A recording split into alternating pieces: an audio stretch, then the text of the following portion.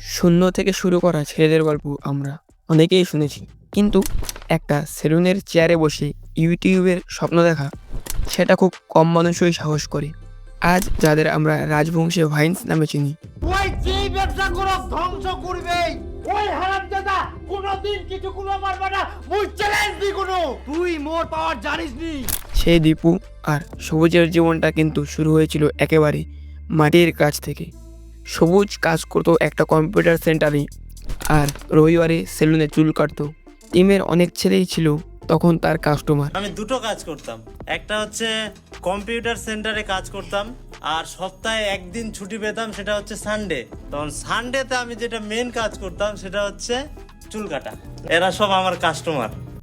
আর দীপু বাবার দোকানে চা বানানো, এগরোল ভাজা, মোবাইল রিপেয়ারিং শেখা, গ্রামের মাঠে ধান কাটা থেকে শুরু করে গোবর কুড়ানো, এমন কোনো কাজ নেই যা সে করেনি। এগরোল ভালো বানাতে পারতো, এগরোল খুব ভালো বানাতে পারতো, আর হাই স্পিড। তার সাথে চাও ভালো বানাতে পারতাম। তার সঙ্গে মাঠের কাজটাও কিন্তু ছিল।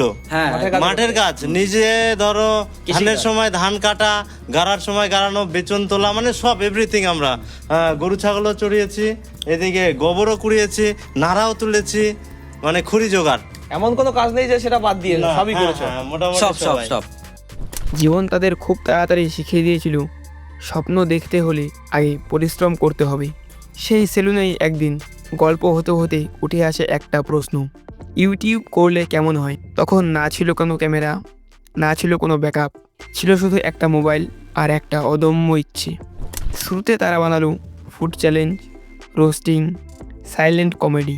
চিন্তা আসলো যে আমরা খাওয়া দাওয়ার ভিডিও করব। খাওয়া দাওয়ার ভিডিও, হ্যাঁ, ইটিং চ্যালেঞ্জ ইটিং চ্যালেঞ্জ প্রথম হয়েছিল। তারপরে আবার ওটাতে কিছু হয়নি, একটা রোস্টিংও করেছিলাম, তোর মিম বানিয়েছিলাম, তারপরে নন স্টপ কমেডিগুলো করেছিলাম, সাইলেন্ট কমেডি। হ্যাঁ, অনেক কিছু ট্রাই করেছিলাম যে কোনটা করলে বেটার, কোনটা দিয়ে আমরা এগোতে পারবো। তারা একের পর এক ভিডিও আপলোড করতে থাকলো, কিন্তু ভিউ এলো না। 50, 100, 200 এর বেশি ভিউ এলো না। তাদের মধ্যে অনেকেই হাল ছেড়ে দিল, কিন্তু তারা হাল ছাড়েনি। তারপরে এলো 2020 সালের লকডাউন। পৃথিবী থেমে গেল, কিন্তু তাদের চিন্তা থামেনি। প্রথমে হিন্দিতে ভিডিও বানানোর চেষ্টা করছিল, আমরা কিন্তু হিন্দিও ট্রাই করেছিলাম যে হিন্দিতে কমেডি করব, গোটা আমাদের দেশ দেখবে, সব জায়গায় চলবে। কিন্তু একটা সময় তারা বুঝলো নিজের ভাষার শক্তির কাছে অন্য সব ভাষা ছোট হয়ে যায়। রাজবংশী ভাষায় যে এক্সপ্রেশন, যে প্রাণ, সেটা অন্য কোথাও তারা পাবে না। মেন যেটা বিষয় সেটা হচ্ছে আমার নিজের ভাষা, আমি নিজের মতো করে ফুটাতে পারবো জিনিসগুলো, কমেডি আমরা ফুটাতে পারছি। তখন আমরা এখান থেকে ডিসাইড করলাম যে যে কে দেখবে না দেখবে ওটা পরের ব্যাপার, আমরা রাজবংশীতেই করব, যাতে আমরা জিনিসগুলো ফুটিয়ে তুলতে পারি। সেই সিদ্ধান্তটাই বদলে দিল তাদের ভবিষ্যৎ। শুরুতে পরিবার বকা দিত, তাই তারা রাত 12টা 1টা পর্যন্ত রাস্তায় হাঁটতে হাঁটতে স্ক্রিপ্ট ভাবত। আর অনেকে রুমে বসে কন্টেন্ট করে, আমরা রাত 12টা 1টা পর্যন্ত রাস্তায় ঘুরে বেড়াতাম। রাস্তায় ঘুরে ঘুরে হ্যাঁ, কাজ করছো। চিন্তা করছি, আলোচনা করছি আর আর ঘুরে বেড়াচ্ছি। ঘুরে বেড়াচ্ছি। রাত 12টা 1টা 2টা আমাদের কিছু নেই, আমরা রাস্তায় ঘুরতাম আগে, ওই রাস্তায় হাঁটছি আর চিন্তা করছি, মানে গল্প করছি, আর এই করে করে আমরা কন্টেন্টগুলো বানাতাম। গ্রামের মানুষ বলতো এইসব করে কিছু হবে না, কিন্তু তারা জানতো হবেই, কারণ তারা ভিউয়ের জন্য কাজ করছিল না, তারা কাজ করছিল মানুষের হাসির জন্য। তাদের চ্যানেলের একটি ভিডিও সিআইডি কমেডি, সেটি একটু সাড়া দিয়েছিল, কিন্তু তাদের আসল বিস্ফোরণ ঘটে ডিজে অ্যাকশন ভিডিওটিতে। সেই ভিডিওর পর থেকে তাদের আর পিছনে ঘুরে তাকাতে হয়নি।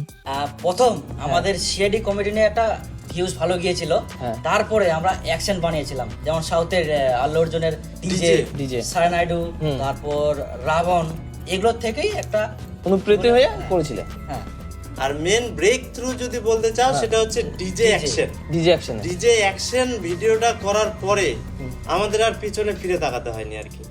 লাখ লাখ মানুষ দেখতে শুরু করলো রাজবংশী ভাষার কন্টেন্ট। একটা আঞ্চলিক ভাষা হঠাৎ করে ডিজিটাল দুনিয়ায় নিজের জায়গা করে নিল। সবচেয়ে অবাক করার মতো বিষয় কি জানেন? প্রথম দিন থেকে আজ পর্যন্ত তাদের বেশিরভাগ ভিডিওই ফোনে শ্যুট করা। রিয়েলমি 6 প্রো, পোকো, আইফোন, এই ছিল তাদের ক্যামেরা সেট আপ। ভিডিওর আমরা শুরু থেকে এ টু জেড মোবাইল দিয়ে শুট করেছি, এখনো পর্যন্ত কোনো ভিডিও আমরা ক্যামেরা দিয়ে করিনি। ক্যামেরা আমরা হাত দিইনি, আর মজার কথা যেটা বলি, শুরুতে আমরা রিয়েলমি মোবাইল দিয়ে করতাম, যেগুলো ডিজে অ্যাকশন, সারানাইডু অ্যাকশন সব মোবাইলের, কিন্তু সব হচ্ছে আমাদের পোকো মোবাইল ছিল আর রিয়েলমি মোবাইল ছিল। ওটা এখন কি মোবাইলে শুট করো? এখন আইফোন দিয়ে। আইফোন দিয়ে। একদম। একবার একটা ভিডিওতে এরকমও দেখা গেছে, সবুজ দৌড়াচ্ছে, পরে ফুটেজে দেখা গেছে ক্যামেরাম্যানও সেই একই স্পিডে তার পেছন পেছন দৌড়চ্ছে। এর সরলতা আর এই রিয়েল অনুভূতি মানুষকে তাদের আরও কাছের করে দিয়েছে। তাদের সাফল্যের রহস্য জানতে চাইলে তারা একটা কথাই বলে, পরিশ্রম। তো তোমাদের সাফল্যের মূল মন্ত্রটা কি? সাফল্যের মূল মন্ত্র হচ্ছে পরিশ্রম। তারা কোনো বড় প্ল্যান নিয়ে শুরু করেনি। তাদের টার্গেট ছিল না কোটি কোটি ভিউ। তারা ভাবতো 1-1.5 লাখ মানুষ দেখলেই যথেষ্ট। কিন্তু মানুষ যে এত ভালোবাসা দেবে সেটা তারা কল্পনাও করতে পারেনি। যে আমরা কোনো দিনও ভাবতে পারিনি যে আজকে যে জায়গায় আছি এই জায়গায় আসতে পারবো এই ভাষা নিয়ে। আমরা ভাবছি 1-1.5 লাখ ভিউজ আসলে বাস আমাদের হয়ে যাবে, আর দরকার নাই, সন্তুষ্ট। আজ ব্র্যান্ড আসে, ইভেন্টে ডাক পড়ে, ফলোয়ার লাখের পর লাখ বাড়ছে, কিন্তু তারা ভুলে যায়নি সেই সেলুনের চেয়ার, সেই চায়ের দোকান, সেই মাঠের কাজ। তারা আজও গর্ব করে বলে, নিজের ভাষা নিয়ে লজ্জা পাওয়ার কিছুই নেই। আমরা যেখানেই যাই রাজবংশী ভাষাতে কথা বলি। আমার রাজবংশী ভাষা নিয়ে কই, এই রাজবংশী ভাষা অনেক জায়গা শুনিলে অন্যরকম ভাব করে এলো মানুষজন, কিন্তু এখন আমরা বিনা দ্বিধায় সব জায়গাত রাজবংশী ভাষায় কই। গাড়ির ভিড় থাক, ট্রেনত ভিড় থাক, মানুষ থাক, জন থাক, কিচ্ছু নাই।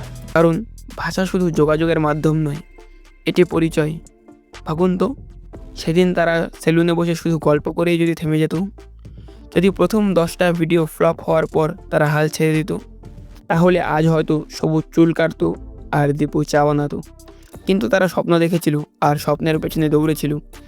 রাজবংশী ভাইস আমাদের শিখিয়েছে, ক্যামেরা বড় হওয়ার দরকার নেই, ভাষা বড় হওয়ার দরকার নেই, ব্যাকগ্রাউন্ড বড় হওয়ার দরকার নেই, বড় হতে হবে মন আর পরিশ্রম। এই গল্পটা শুধু দুজন ইউটিউবারের সাফল্যের গল্প নয়, এটা উত্তরবঙ্গের আত্মসম্মানের গল্প। এটা প্রমাণ যে নিজের শিকড়কে আঁকড়ে ধরে রাখলে আকাশ ছোঁয়া যায়। তো আজকের ভিডিওটা ছিল এ পর্যন্তই। দেখা হবে আবার এক নতুন কোনো ভিডিওতে। ততক্ষণ সুস্থ থাকবেন, ভালো থাকবেন। জয় হিন্দ, জয় ভারত।